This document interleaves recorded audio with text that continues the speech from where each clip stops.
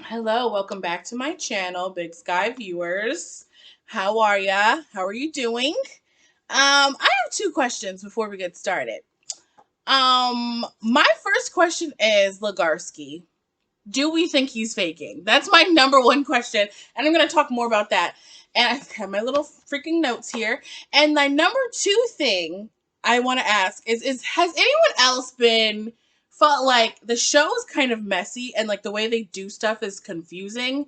And I literally had some people like commenting on my mid-season finale because it got way more comments about like, you missed the part where they found the truck, you missed the part they found the truck, they know the fisherman is missing. And then like someone commented on my last video and they're like, when did they even declare, someone commented on my last video saying, when did they even say that he was missing? And like they gloss over stuff, the plot. And this is what I replied, the plot moves so fast, they talk so fast about things because they're going from so many plot points. You see what I'm saying? Because Legarski killed 2 people, kidnapped 3 people, then Ronald has his mom, then Ronald's dating the wife, and then Legarski is, you know what I mean? Everyone is everywhere. Legarski's fighting with Cassie. All these things, like they have so much going on. To me, it is a little bit messy. Like, and the messiness continues. Okay. Should we start with Ronald and his mom? No. We're going to save that till later. I'm going to save that till later. What I want to start with is, of course, we have to talk about, gosh darn, Rick Legarski. He wakes up. He's like, I'm awake. And like his first words are really telling to me. He says, who shot me? And I'm just like, but you remember being shot though. But you remember being shot, but you don't remember anything else. Oh, it's all such a fog to you. I knew he was going to do that. Didn't I say that? He was going to wake up. Oh, I don't know what's happening. What's going on? I have amnesia. I said that he was going to do that. And now he's literally doing it. Well, hold on. Wait a second. He is kind of, he, this is why I say, do you believe him? Because I'm like, a part of me is like, he's suspicious to me. Like, I feel like he is having memory difficulties, but I think he remembers a lot more than he's saying. Like I think that he is having trouble, like, he remembers being shot. Because you could be in the hospital for a lot of different things. So, and unless someone tells you you were shot, why would he ask who shot me? So he remembers being shot. I think he remembers a lot of the recent things. I think maybe it's super possible, like with his brain injury, that he genuinely didn't remember his father had passed. Did he remember that he was married to his wife? Does he remember his lawyer when the lawyer comes in? That's like all this type of stuff. I'm like, you know what, girl, I just don't fully believe him. I don't fully believe him. I think there's some things, I think of course he has a traumatic brain injury, but I think some of the things he remembers and some things he's putting on for his city. He's lying. Who shot me? His first words of telling. Yeah, get out of here. Get out of here. And the fact that the lawyer comes in, he's like, you're stout. You're stout. You're like, I'm glad a stout bitch like you could get married. And I was just like, please give me a break. Like, that's it's so stupid to me. I was just like, that to me, I was like, stop it. And stop. He was pushing her. And then like, what about him peeing in the bed? Now him peeing in the bed. Now when he pees in the bed and then he says he has an oopsie. Now anyone who has any medical background, let me know. When someone wakes up from a coma, do you immediately take the catheter out? Because if he's having incontinence like that, like especially during COVID, y'all will probably keep the catheter in. Let's keep it real. Let's go to Jerry. Miss Jerry has PTSD, and on top of that, Ronald is now trying to intimidate her by leaving her that sign on her door. And I'm just like, are you serious? And so she goes to, not the police, she goes to the detective agency. As soon as Jerry walked into the detective agency, I was like, hello, she looks like she belongs here. She should become one of the detectives. She's street savvy. She could detect some things. She's disarming. Come on. Anyway, she's getting intimidated. Tubbs does not seem that concerned. He's like, oh, we'll try to put together a detail. I'm like, Tubbs, try a little harder. Like, this girl just got escaped from a kidnapping. And I feel like a part of why, like, people in this show, like, aren't taking it as serious is because they feel like, well, like, a missing persons case can go on and on forever and ever. But, like, murder is definitive, and we can definitively close that case. So I feel like they're, like, dragging their feet. It's like, we can't dedicate all this energy into this, like, missing person and all this forever and ever and ever. Like, we need to move on, you know? Like, I think that's part of it. Like, they don't want to dedicate that many resources to it. Who should we cover before we get to Ronald? Okay, before we get to Ronald, let's talk about let's talk about them getting the body out of the water. Now, the body in the water is the fisherman, and they're going to walk towards the area where they dumped the body. And so the girl leads them to the area. They're all walking together, and we see Trooper Sosa. So what is she, a captain? I don't know what she is. Hold on.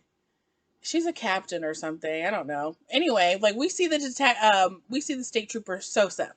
So she comes up and she's like, yeah, a white girl goes missing and it's national news. So we're going to use this to, we know that some of these girls that got kidnapped must be indigenous as well. And I think that's interesting. She comes in, first of all, I believe she's one of the Native American actresses. If she's not, correct me down below. But she's one of the Native American actresses that was hired. There's 2 that have been hired so far. Now, I'm going to talk about the cast in a whole different video. Like, I really am. I need to do research on it. Because they've added, like, 5 people to the cast. No more Native Americans. We're going to get to that in a second. We're going to get to that in a whole different video.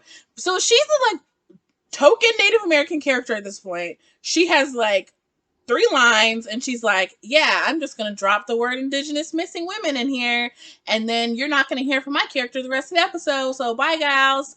And she's at the truck stops or close to reservations, and then she said that she wishes that Tubbs had a more liberal interpretation of the rule book. And I'm like, weren't you a stickler the last time we saw it? Like, they're not even being consistent with her character, because the last time they saw her, they were like, she was, like, all on Legarski's side, and she's like, well, you guys are putting Legarski in danger, and you're accusing a fellow trooper. Oh, my. Like, remember that? You guys, remember what she said? Anyway, you're probably like, who? Because she's only been on the show twice for less than 5 minutes.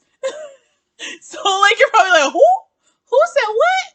We're going to talk about that. So apparently they showed the truck, and this is what a commenter was confused about in my last video. So they showed the truck missing. So they found the fisherman's truck, but they did not report him missing. Like, that wasn't, like, covered as extensively on the show.